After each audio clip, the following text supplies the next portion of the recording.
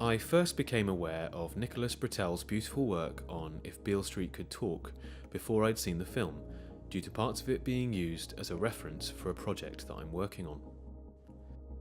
I was so intoxicated by what I heard that I sought out the full score and, subsequently, the film itself, fascinated to see what film could have borne out such wonderful music.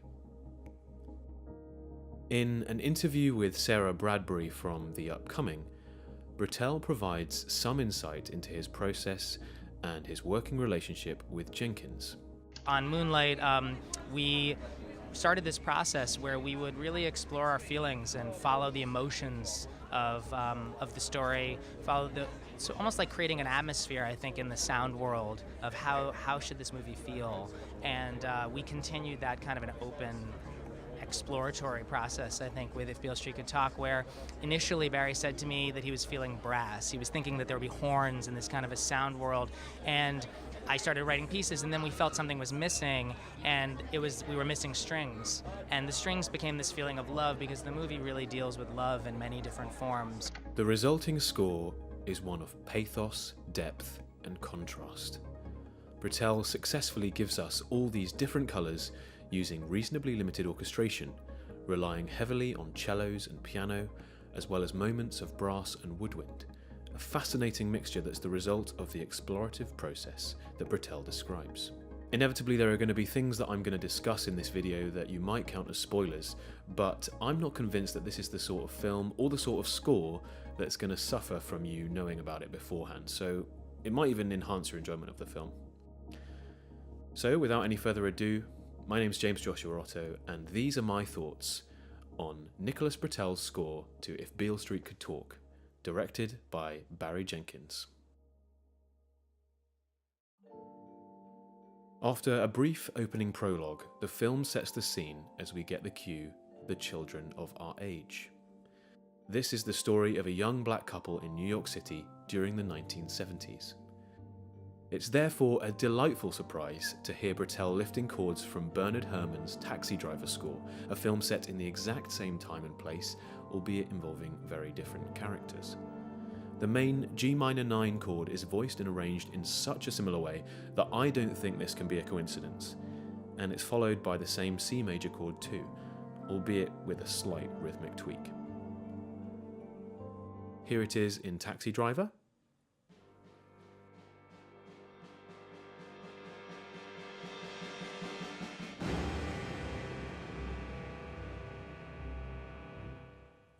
And here it is again in Beale Street.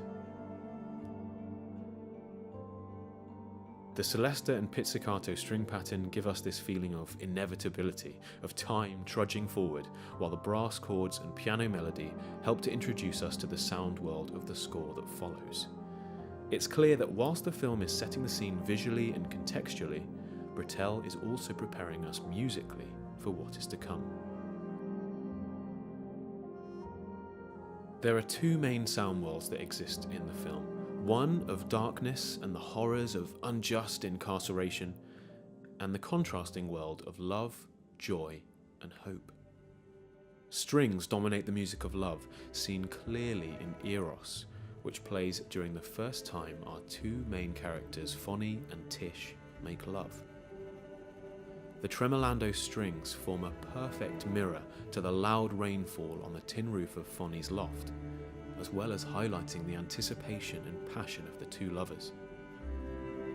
The cello melody that enters in a moment is itself excitable, full of motion with large jumps of sevenths and octaves.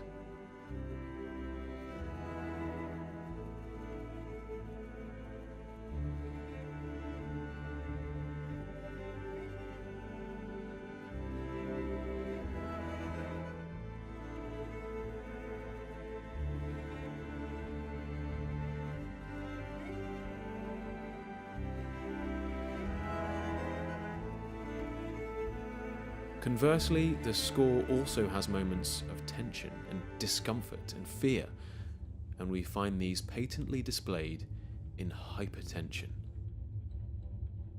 In isolation, the two sound worlds almost feel so different that it's tricky to imagine them existing in the same score. But the cello unites both. Interesting to note how in the love music, the harmony ebbs and flows, and the melody line has motion and vitality.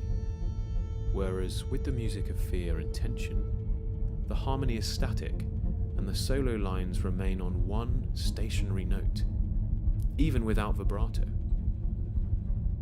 This plays before Fonny's imprisonment, following a fight with a man who tries to assault Tish, and the subsequent encounter with a police officer, as though the unjust nature of the status quo overshadows their present situation.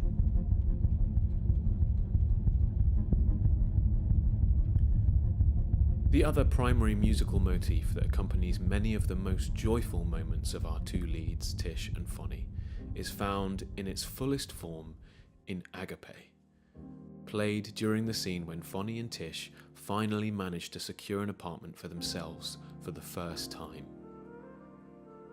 The piano moves through a harmonic sequence that never resolves but always feels uplifting, thanks to Britell's careful choice of chords. In an interview with Hannah Georgis at The Atlantic, he describes how parts of this music came about because of a note in the script where the characters shout to the sky out of joy. Check out the trumpet flourishes, shooting upward. Even the brass melody here has an upward shape. I mean, the film has a way of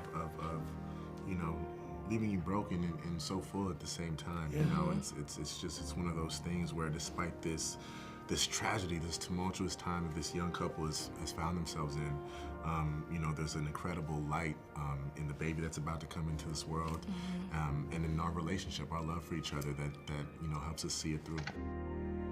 This is a film that touches the extremes of joy and despair, of passion and apathy, and of fear and hope. Through his instinctive exploratory process, Britell's score is one of genuine class and richness of emotion that doesn't just simply speak of love or death or joy or grief. This is a score that sings about life in all its fullness.